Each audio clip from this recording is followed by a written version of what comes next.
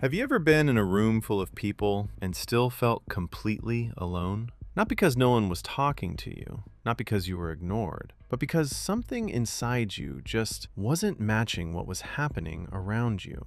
If that feeling is familiar, I want you to stay with me for the next few minutes, because what I'm about to say might be the first time someone actually explains it instead of just telling you to put yourself out there more.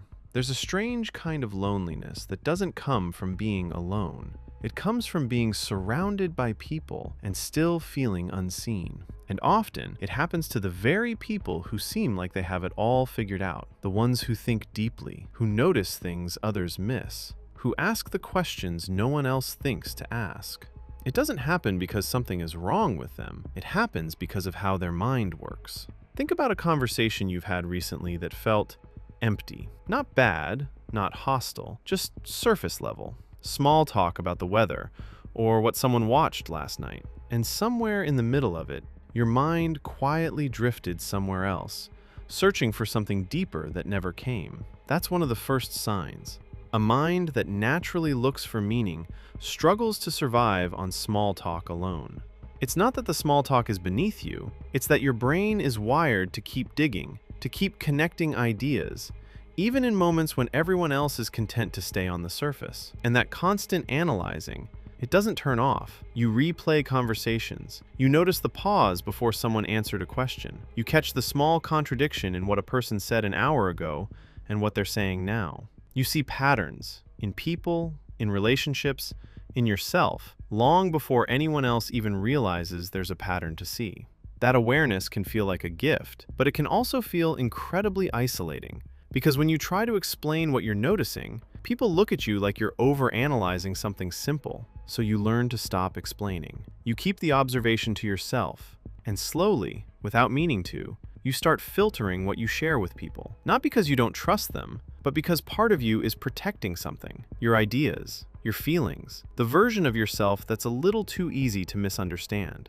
This is where real loneliness quietly begins. Not from being unwanted, but from being almost known. Close enough to connect, but never quite reaching the depth you're actually looking for. And here's the part that makes it heavier. The more perceptive you are, the higher your standard for real connection becomes. You're not looking for someone to fill silence. You're looking for someone who can sit in that silence with you and still understand what you mean without you having to explain it. That kind of connection is rare. And when it doesn't show up often, it's easy to start believing something is wrong with you, instead of realizing you're simply looking for something most people never learn to offer. There's also a quieter fear underneath all of this. The fear of being fully known and somehow being too much, too intense, too analytical, too aware. So some part of you holds back, just enough to protect yourself from being misunderstood again. But here's what's important to remember. This doesn't mean connection is impossible for you. It means the connection you're built for is deeper than most people are used to giving. And that's not a flaw. It only takes one person who can meet you at that depth to change everything. One conversation where you don't have to simplify yourself. One person who listens to the pattern you noticed and says, "I see it too." Until that happens, the loneliness you feel isn't proof that something is wrong with you. It's proof that you haven't lowered yourself to fit into shallow connection, even when it would have been easier to. If this is the first time someone has actually put words to what you've carried quietly for a long time, know this. You are not too much. You are not broken. You are simply waiting for the kind of connection that matches the depth you already carry inside you. And when it finally comes, you'll understand why nothing less than that could have ever been enough.